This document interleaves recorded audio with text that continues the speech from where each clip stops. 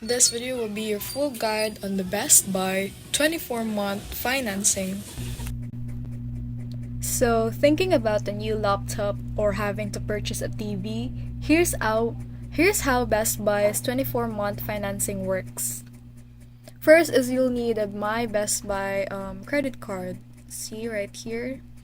Apply online or in store, physical store. It only takes a few minutes.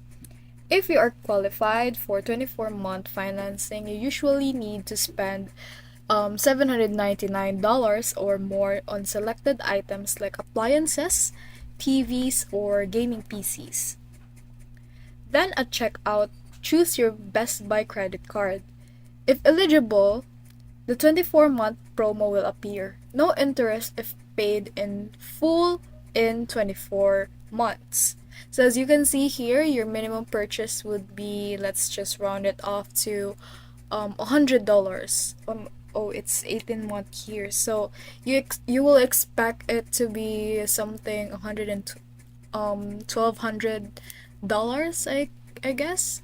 So if you're having that purchase, then you have to pay it within 24 months in order to have no